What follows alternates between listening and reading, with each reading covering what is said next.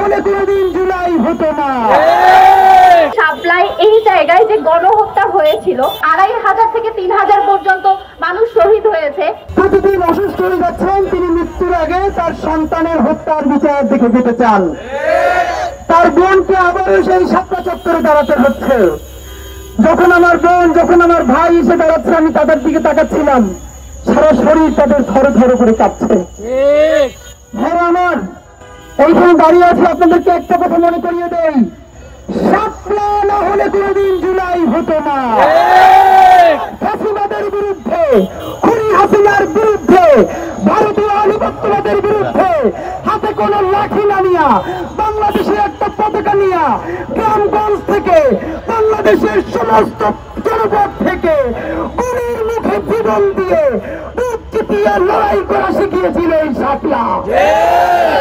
আপনি ভাবেন, এই মাত্র আমার কাছে ফোনটা দিয়েছে শহীদ ফাহমিনের মা।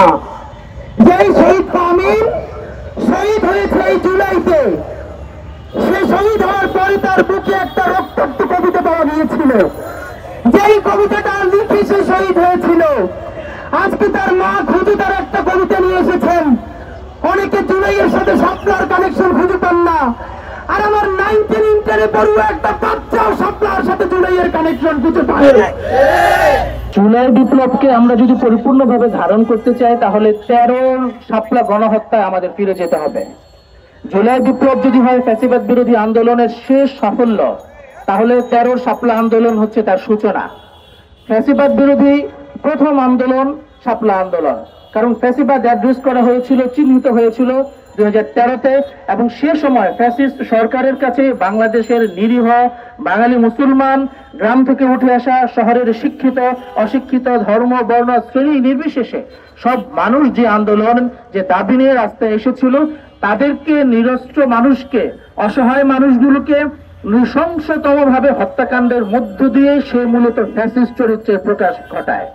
অতএব ফ্যাসিবাদের অ্যাড্রেস হয়েছে 13-তে, ফ্যাসিবাদের পতন হয়েছে 24-এ। শাপলায় এই জায়গায় যে গণহত্যা হয়েছিল, যার নির্দিষ্ট সংখ্যা এখন পর্যন্ত আমরা জানি না। এক এক সময় এক একজনের তরফ থেকে আমরা এক এক ধরনের সংখ্যা শুনতে পাই। সেই সময় আমরা শুনেছিলাম হেফাজতের তরফে যে 2500 থেকে 3000 পর্যন্ত মানুষ শহীদ হয়েছে। পরবর্তীতে সেটা আমরা শুনেছি কখনো 63 জন, এখন শুনছি 93 জন। যার বাস্তবিক সংখ্যা কত সেটা আমরা এখনো জানি না। সে বাস্তবিক সংখ্যাটা প্রকাশ করার জন্য এবং শাপলার বিচারের দাবিতে, এই গণহত্যার বিচারের দাবিতে আজকে আমরা এখানে সমবেত হয়েছি।